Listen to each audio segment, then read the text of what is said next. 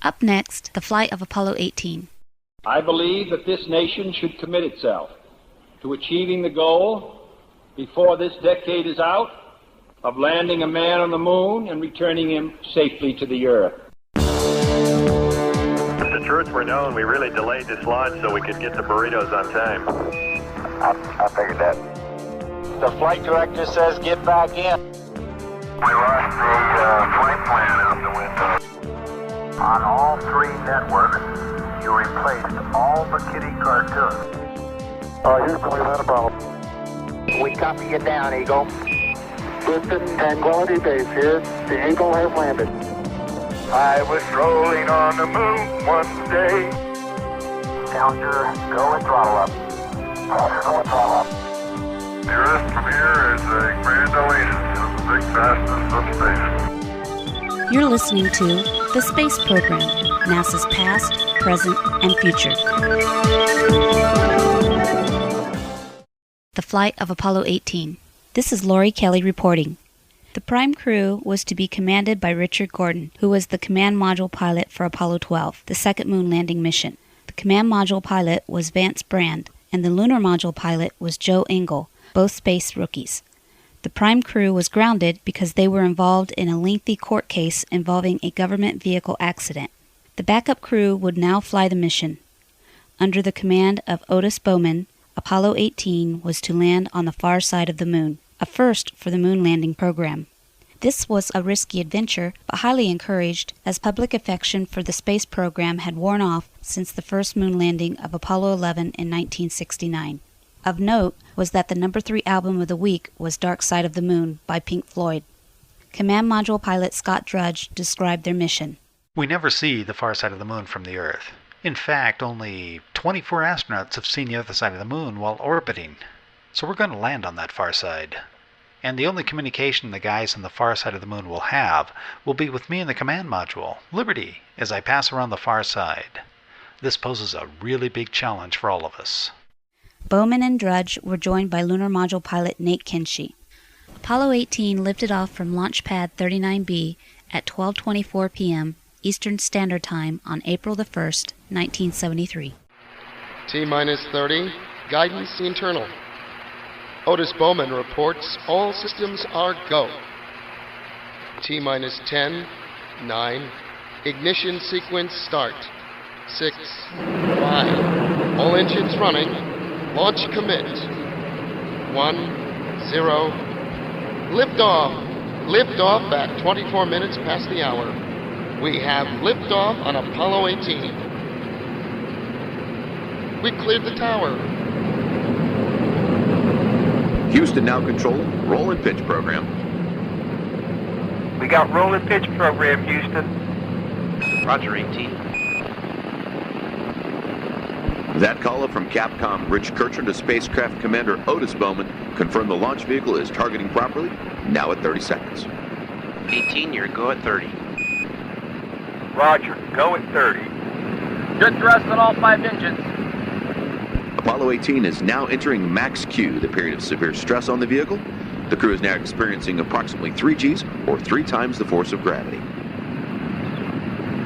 Data started coming into the computers at Mission Control that the Saturn V rocket was climbing much faster than the flight plan had called for. 18 Houston, you're really high on performance. We'll be giving you some deltas on your way up. The Saturn vehicle is really moving out. The performance is much higher than expected. Flight controllers are looking into the situation. We are now looking at the options to achieve nominal orbit. The climb to Earth orbit had to be modified, as Apollo 18 was accelerating much faster than anticipated. 6 minutes. Apollo 18 is well above its trajectory. Plans are now being prepared to shut down the S4B stage early.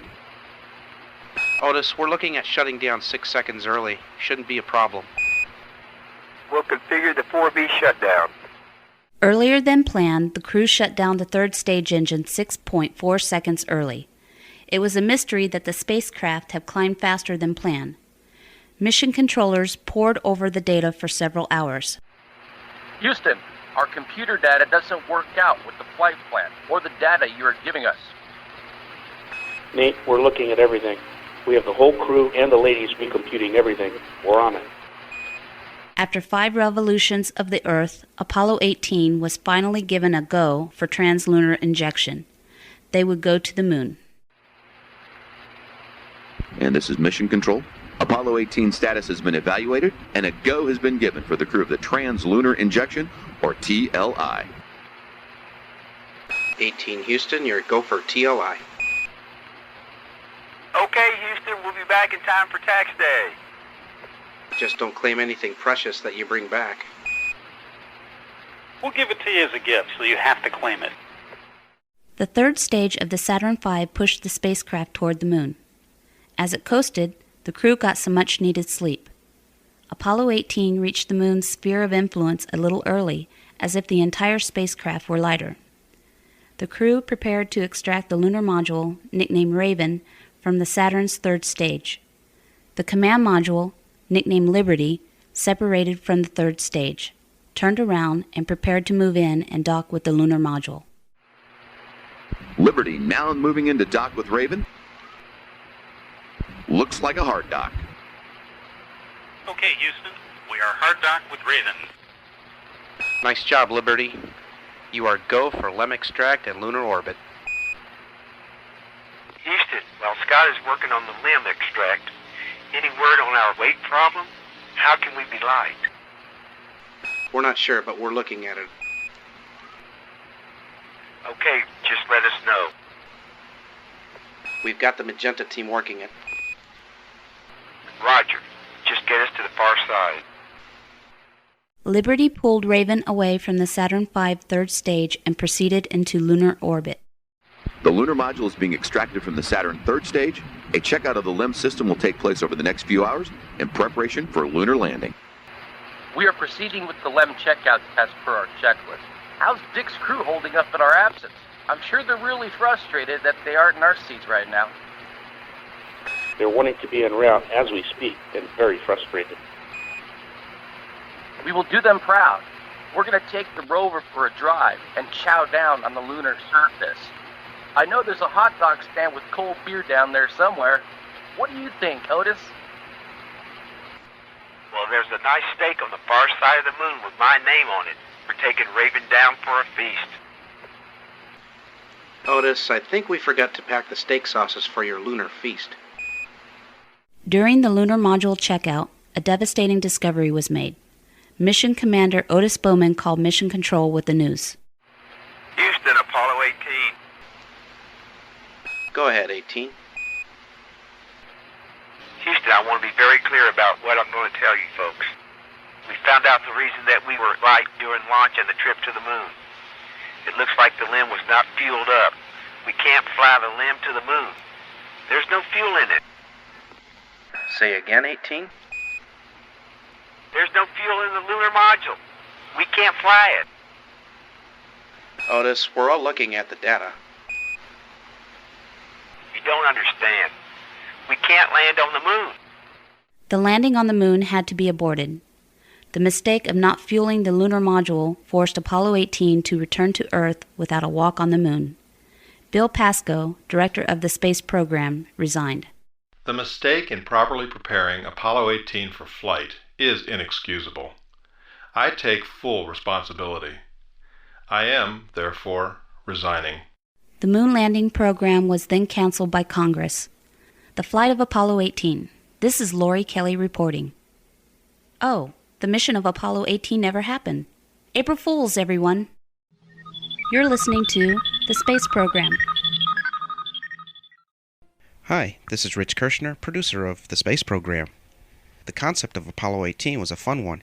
That mission never took place. It, along with Apollos 19 and 20, were canceled by Congress in 1971. In an interview that I had with Richard Gordon, who would have been the Apollo 18 commander, I asked his reactions about the Apollo 18 cancellation. According to the crew rotations, you were slated to command Apollo 18. That would have meant a walk on the moon for you. When it was canceled, how did you hear the news and what was your reaction? I was disappointed, obviously, when I stayed with Apollo because I wanted to go those last 60 miles, and I was the backup commander on Apollo 15, and the normal rotation would have given me 18, And it was canceled, I think, just shortly after, I'm not sure of this, but I think it was shortly after 15 flew, and then obviously it was 18, 19, and 20 were all three canceled. Gordon would have walked on the moon. There was never a firm date for the launch of Apollo 18 since it never happened, but it seemed like it only was taking a few months between missions at that stage of the Apollo program. The previous flight, which was the last flight to the moon, Apollo 17, flew in December of 1972. So given a few extra months gap, I came up with April of 1973, and hey, April the 1st sounded like a good day to me. As to the April Fool part, I wanted to keep people hanging on and thinking that this was a true space mission the whole time. With that slight thing about the weight issue getting to the moon quicker, what could have been wrong? It was also an awful lot of fun using real people to play the characters in this episode. As an example, Otis Bowman played the commander of Apollo 18. If you use his real birthday, he would have been approximately 27 years old, by far the youngest astronaut to ever fly in space. And if you're familiar with the movie 2001: A Space Odyssey, the commander of Discovery that went to Jupiter was David Bowman. Otis likes to kid around that that's his son. Well, chronologically, David Bowman would have been in his early 30s at the time of that flight in 2001. The narrator, Lori Kelly. It was no surprise that Lori would narrate the show. She's done so in the past, so I was hoping to not throw people off with the selection of Lori to narrate the show. You may be wondering about the actual audio of the mission. As an example, the beeps that you heard were from Apollo 11, as Mission Control was talking to the astronauts walking on the moon. The roar of the Saturn V that you heard was not a Saturn V, it was actually Space Shuttle Columbia on her first flight. You're listening to The Space Program. We now have a fun interview with a fellow space enthusiast in Arkansas, Otis Bowman. This is Rich Kirshner. We're joined by Otis Bowman in Arkansas. He's an extraordinary collector of space paraphernalia, especially recordings. He's got a library that's more vast than my own. Otis, how are you today? Rich, I'm doing fine. It's a pleasure to talk to you today. Tell us about how you started your library, how you started recording, or better yet, what first gave you the interest in aviation at the time and then the space program? Okay, when I was about 8 years old, I got a tape recorder, and we're talking about 1954. And I don't remember why I got interested in tape recording, but I did. So my father bought me a tape recorder. And at that time, there wasn't much going on in the space program. In fact, there wasn't a space program, and there wasn't even a NASA. The Navy was conducting rocket experiments with the Viking rockets, and they had just got finished, the Army had just got finished using the last of the V-2 rockets, and there was really, there was no program, no space program. So, in 1957, the countries got together and decided to have an International Geophysical Year. And that was one of the aspects of the International Geophysical Year, IGY, was to put an artificial satellite into orbit. And so the government, the U.S. government, decided to have the Navy Research Laboratory build a rocket to put a grapefruit-sized satellite into orbit. And that's what really got me interested in the space travel, in the space program, was we're going to put an artificial satellite into orbit. But as everybody knows, in 1957, the Russians beat us to the punch by putting Sputnik 1.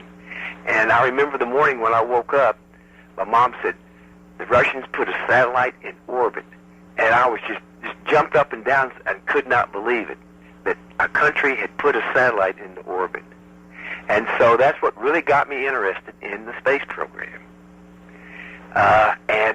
So I followed the U.S. efforts to put the Vanguard rocket into orbit, and in December of '57, they tried to launch one, and it didn't work. It got a couple of inches off the pad and fell back. And then in 1 month later, the Army launched the Jupiter C with the Explorer 1. And I remember they launched it on a Saturday evening, and the news report came over the TV like at 10:30 the night they launched it, and I just could not believe that we were in orbit with the Russians. Finally had to catch up to them. Now, you're talking about being a youngster and using finite equipment and so forth. I remember that's how I started too. Now, I'm assuming this was a reel-to-reel? It was a reel-to-reel recorder, and what I primarily used it for in the early days was to record TV shows like Milton Berle. Then when the space program started, I said, golly, why not record the news programs of the events going on in space? I could play it back anytime I wanted to. You sent me a copy of that, and just hearing the surprise of the event of Sputnik being launched into orbit, it just shocked the world, and people were all, worrying about nuclear holocaust from the sky, from orbit, and things like that. Just really getting carried away because nobody knew anything about space yet, and this was a whole new frontier. So, for you to be recording that and documenting it at the time, that's just a total stroke of luck, and it had to really pique your interest even more to keep recording things like this. It really hit a high point when NASA was formed in '58, and they started the Project Mercury program to put a U.S. astronaut into orbit.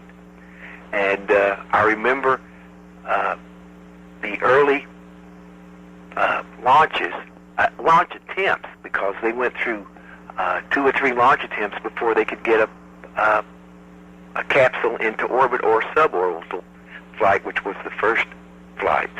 And I remember getting up early in the mornings and turning on the TV. I always watched CBS with Walter Cronkite. I don't know why I watched Walter Cronkite, but I liked his reporting, and I started recording the early suborbital flights. And I would have to, back then, I'd reel a tape for 30 minutes to an hour would cost you $5. And a 2-hour tape was like $8.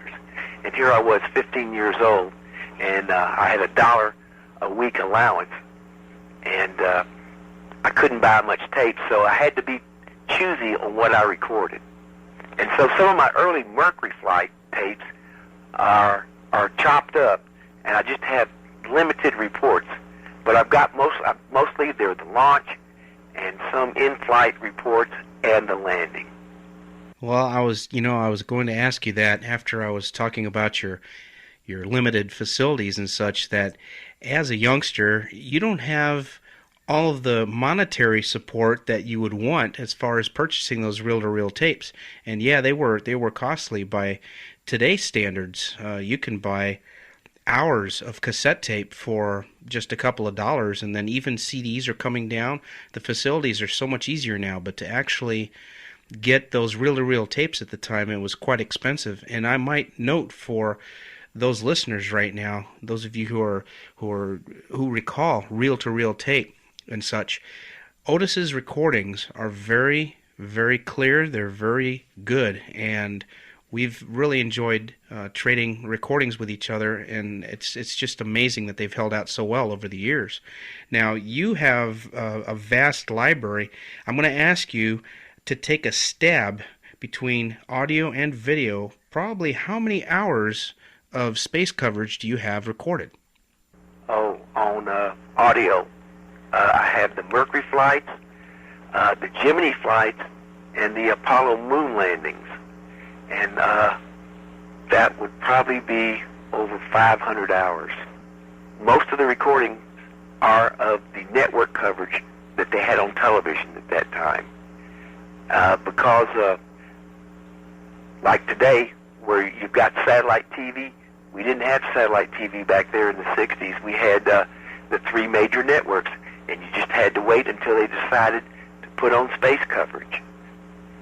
And most of the space coverage was early in the morning, and a lot of people would gripe because the space coverage would interrupt their soap operas. And here we are living history, putting people into space, and people were upset because they couldn't see their soap operas. Isn't that something? When you look back historically, how that worked out. But there were those who didn't care about the space program in the 70s and such, the 60s and 70s. You know, we had Vietnam. We needed to feed people here on Earth. People didn't see the entire picture of what all the space program had to offer as far as returns on the dollar. And from what I've heard recently, NASA is in fact the only government. It stands on top of all governmental agencies on return per dollar as for what comes back to the public. And that's just a staggering thing. We're talking about vacuum drying and freeze drying foods, Velcro, the modern ballpoint pen and things like that. Now, you had a couple of opportunities from a local TV station in Arkansas to display your library. Tell us about that. I sure did. I had a local TV guy come out. He had a program called Traveling Arkansas, and he found out about my collection.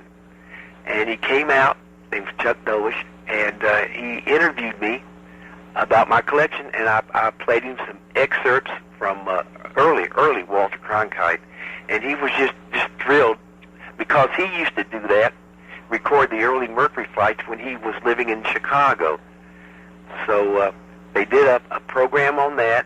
His first interview with me was back in 75, and then he did another one in 85, and then he did another one in 97. And then when I play those tapes back, let me tell you, those interviews back, I age gracefully. It's a nice thing for somebody to ask you about your library, because it's one thing to say, I'll have this around and people can talk about it, but it's one thing for somebody to come into your living room and talk about it to a TV audience, and there's your library. Right. And lately what I've been doing is transferring the reel-to-reel tapes, because it's hard to find a reel-to-reel recorder to play these on. And I have several that I have restored so that I could play the collection. And I have been putting the reel-to-reel tapes on CDs so that they'll last for almost ever. And I think my collection is one of the most complete collections outside the networks. When VCRs became available, I bought me a Beta VCR, and I started recording the shuttle flights. And that was really sharp to have, not only have audio, to have video. And the sad thing about videotapes is over time they get streaky. So I'm starting to put those on DVD. Yeah, I need to do the same thing. I've got a good library on video. I know you have. I've seen some of your videos, and they are superb. Well, the Arizona climate is very conducive to preserving tape of all kinds, so I've been very, very fortunate. Well, Otis, we're going to wind down on time here, unfortunately. Really enjoyed talking to you folks out there in Arizona. Well, you're not going to get away without answering the traditional questions, and you've heard them all the time. What's your favorite food, and what do you want for Christmas? My favorite food is shrimps. And what I want for Christmas is, I'm tired of Santa Claus always bringing me rocks and switches. Maybe he can bring me something nice next year. That sounds great. Otis, it's been a blast talking to you, and wish you, as always, all the best in your endeavors. Thank you very much for sharing your time with us. Rich, it's been a pleasure talking to you and all the folks in Arizona. And if you get a chance, come on down to Arkansas. Glad to see y'all. An interview with space enthusiast Otis Bowman in Arkansas. This is Rich Kirshner reporting. You're listening to The Space Program. Hey folks, this is Otis Bowman in Little Rock, Arkansas, wishing y'all a happy April Fool's Day. Hi everyone, this is astronaut Scott Drudge, wishing you a happy April Fool's Day. Hey everyone, this is Nate Kinchy in California, wishing you a happy April Fool's Day. 3, 2, 1. Okay, Rich, we'll configure the S4B. All right, do it again. 3, 2, 1. Okay, Rich. Okay, Rich, we'll configure the 4B shutdown. Houston, our computer data doesn't work with that. I'm sorry, let me try it again. Hi everyone, this is astronaut Scott Drudge, and I'd like to screw up my line. From the crew of Apollo 8, we close with good night, good luck, and God bless all of you on the good Earth. This has been the Space Program, NASA's past, present, and future.